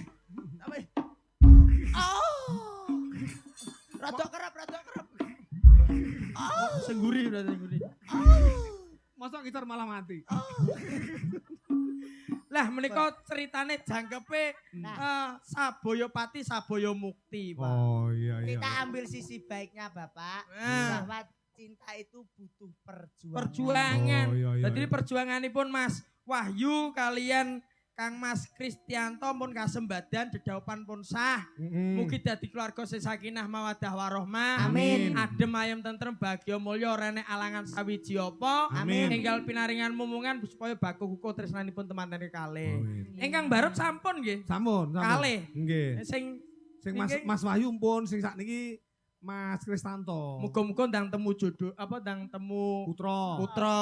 Yang Tembangnya soleh- Mas. solehah nggih. Nah, iki kula duwe tembang sing made in dari Kusuma Wardani. Oh, nggih. Pak Apa, Pak? Brotoseno. Oh, Brotoseno. Di Siap. Brotoseno. Menceritakan Brotoseno lek ketemu karo Wiratmoyo. Sriuning. Ketemu karo Brotoseno lho wayang kok iso ketemu Sriuning. ketemu Piye karo Dewa Ruci, dewa pribadine. Oh, Ketemu mantap. karo guru sejatine ngono. Nggih, nggih. Lagi Krisa kok menggok rene to. Buah itu, Menggok rene. Masa mengandung sinyal. Nyale ning kene. Ayo diaturake Mas. Nggih. Ayo Melis. Tembangnya sing apik anu nih. Nih, ya. Nggo, diaturke. Rekato. Ya.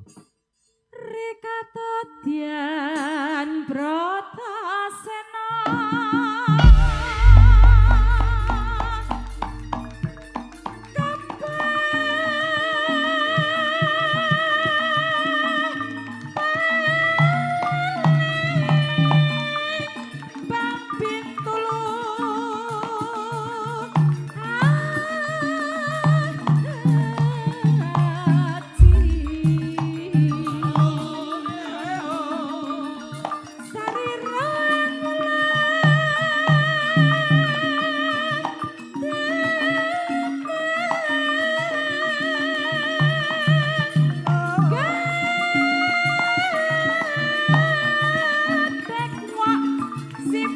Simbar cocok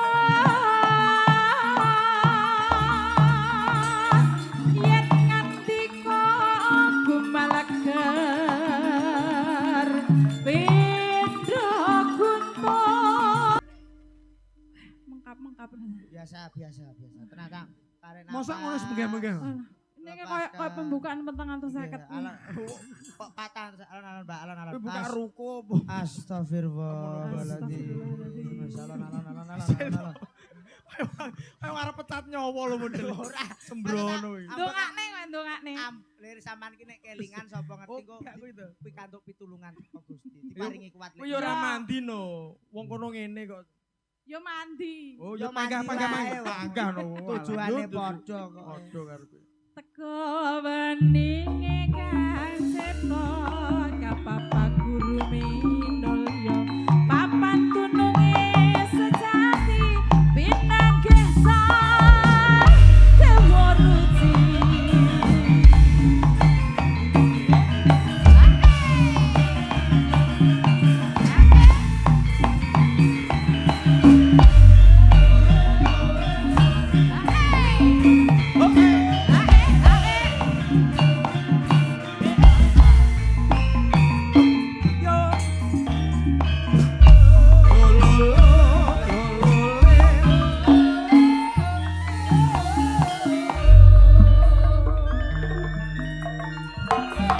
Kenture dian Brotoseno ngemban dawuh guru turno Pepati susu hengangen kanthi ati kang maning datan panggih kang sinebya kastan pupuse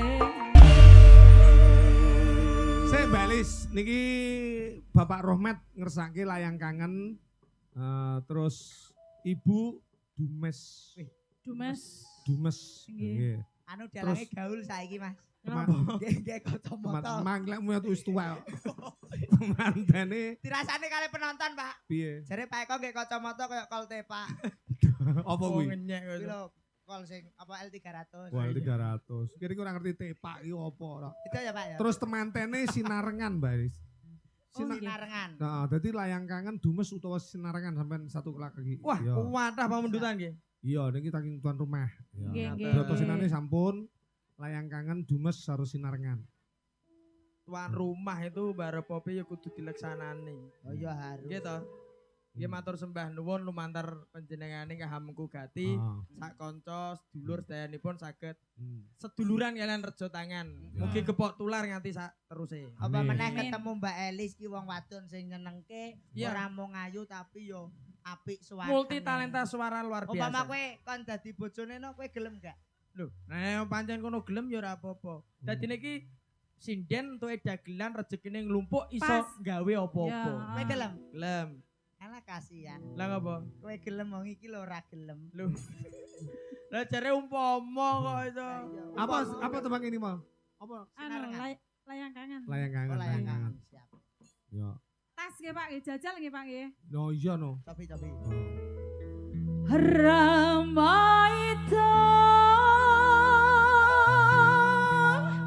sapa sing ora kangen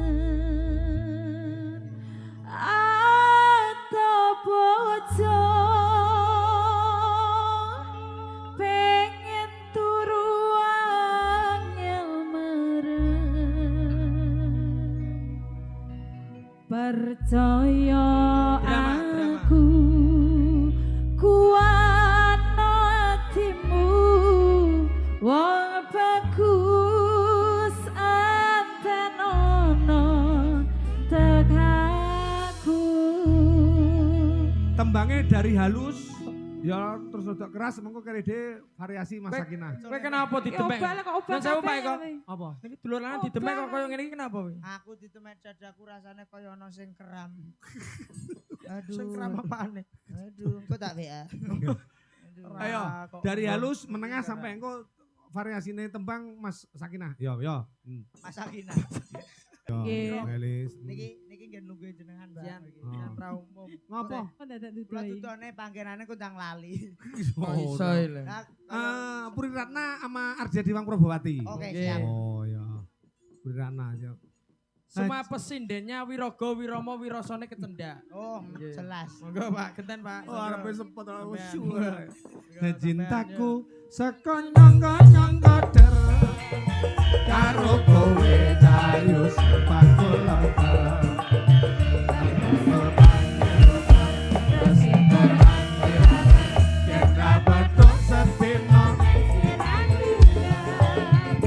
Cintaku sekonyong-konyong koder turun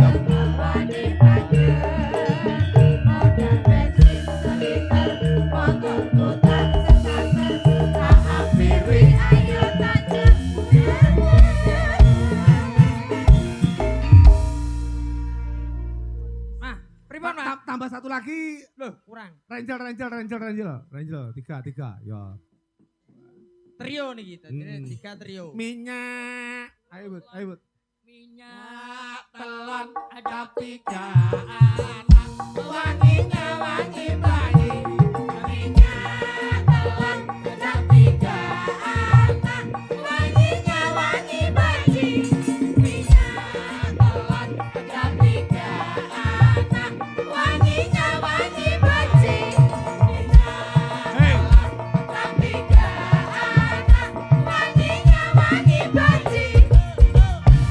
Bangga minyak telon. Sik ta. Kaya Derangel kok minyak telon iki apa dukun bayi wae. Wangi sekali. Apa? Wangi bayi. Tembangnya apa? kok iso. Wangpur karo jel. Ya. Sinarengan. Niko tasih suwana ning kahamu gati napa? Iya, sanesipun? pundutane sinembang Mbak Elis kok. Heeh. Aku- Kadung tek jutaan mosok ora dituruti ya. Ya. Gitu. Anu, bayang-bayang. Ayang-ayang. Ya. Iki malah ngajak turu to Pak sampean. Masa lagu kok bayang-bayang. Ayang-ayang. Ya, dadi sikra. Katerusan Jati. Nggih. Ya, sik coba aku pengen jajal.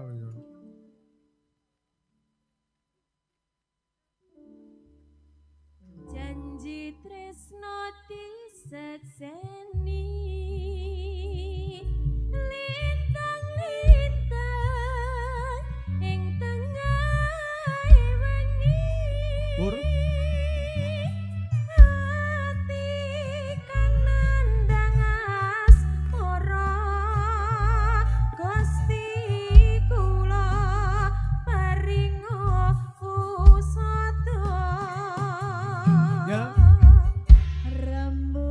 Wis. Apik ya. Ya lho Pak kok ngono to liyane lho akeh aku sithik dhewe.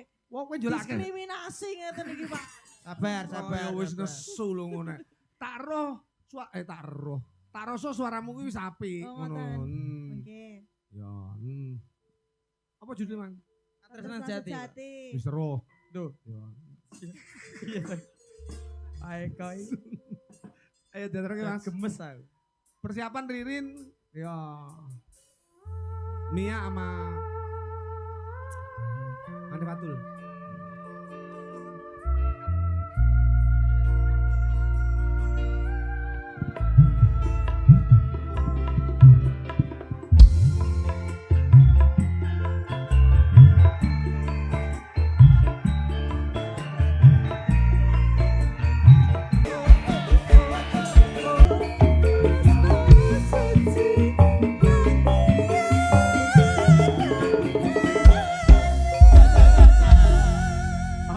Kowe iki lho maca apa to yo? Karnaval menyen iki Mas Agustusan kok.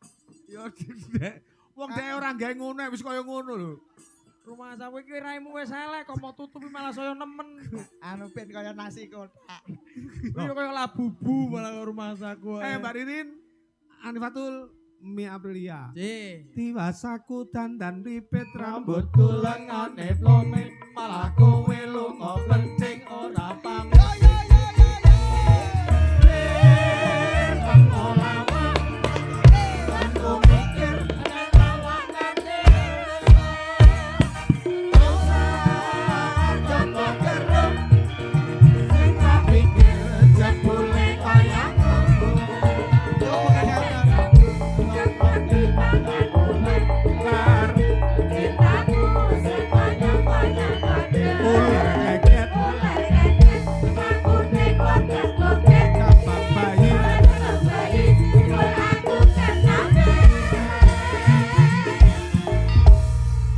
Iki tak pasrahke karo Mbak Ririn. Ya, tembangnya apa Rin? Ah, wis. Kalau sampe enten request to, Napa? Yen dekor sampe ya. Dumes napa tuh saya kemutan Gun Mas? ben viral. Eh? Insyaallah. Dumes sing piye, Dok? Dumes. Dumes. Dumes sih aduan dumas ya, adu masyarakat. Ya. Enten Pak itu lagu zaman sekarang kekinian, Pak. Heeh. Semoga nembang-nembang iki. Aku Ayo. ya alhamdulillah semua lagu sing biyen-biyen iki lali aku. Sing saiki? Urung apal. Iya. Nyanti kan, Dos. Wah, meneng to, Le. Mikir gak dekor apa neh. Asli mikir gak dekor neh saiki. Ayo, Dumas. Dumas piye, Dok? Dumes. Dumas iki pengapit nyanten, Pak. Benten. Isih sok kelingan awak dhewe sambut dilakoni. Hop. Iki engko ndak apal. Ya, haha. Ampun, Pak. Apal ora? Pak, damel aturan, Pak. Hmm? Sing mboten apal dihukum dicium dagelan. Alah, Irung murah kena cangkemmu wis nyosor. Sing penting kan rasanya. Ayo, Mi. Iso melu. Ayo sing masuk. isih sok kelingan kabeh kenangan sing tau dilakoni. Fatul. Kebayang-bayang nganti keko ngimpi iso gawe anak raja. Oh. Kowe kok kaya golekan. Tangan ora diobahne mesti. Lha piye, Pak? Masa liriknya ya iso gawe anak, Mbak. Iso gawe nyaman. Oh, gawe nyaman. Oh, ngono ta. Gak muni ya? Sampeyan gak muni gawe anak. Sing muni ya sampean kuwi. Wah, aku dhewe. Nek cakepmu piye, Des? Awak dhewe piye? Iso gawe anak. Gawe anak, Pak. Iya, diaturke. Nggih.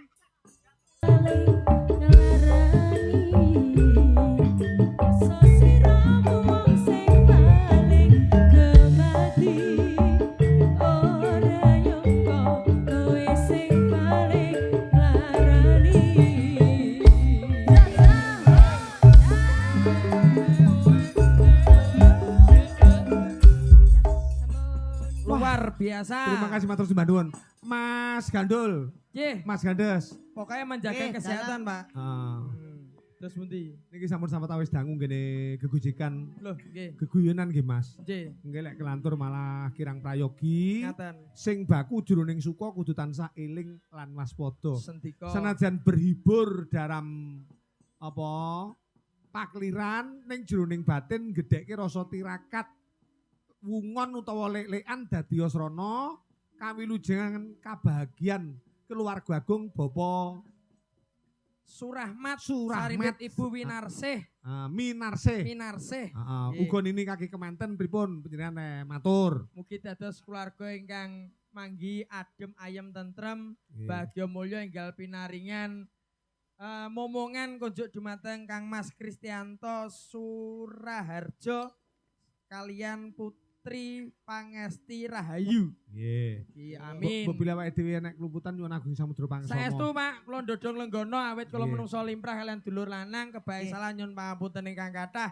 Nggih. Niki ngepasi ing tahun kamardikan yang ke-80 tahun, hurufnya 8 sama 0, semoga tali persaudaraan kita tidak akan pernah putus seperti angka di tahun hari ini. Amin. Amin. Mas Gandes aja mek iya iya. Pripun kula? Ya ngucapne apa no kanggo Pak Rahmat. Selamat Pak Rahmat. Selamat piye? Selamat duwe gawe. Nggih ingkang baku kangge mantene mugi-mugi tetep setunggal raos. Ana bungah ya wong loro, ana susah ya wong loro. Kangge Bapak Rahmat mugi-mugi anggenipun netepi darmaning sepuh amiwaha putra Mahardya Siwi tansah manggih ing kawilujengan. Amin. Insyaallah kapan-kapan panggih malih, nggih, Matur Mas. sembah Siap. nuwun. Ayo Dok, terus Terima ke aku kasih, jangan Dayanipun. di-clear-wake.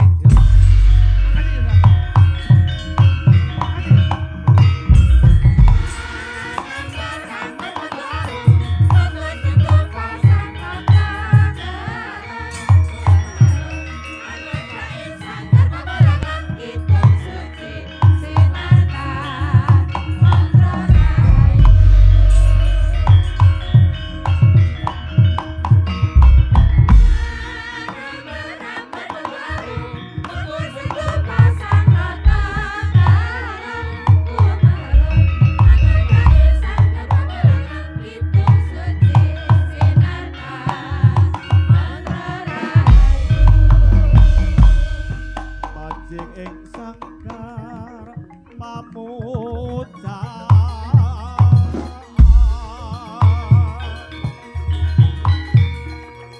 tingkem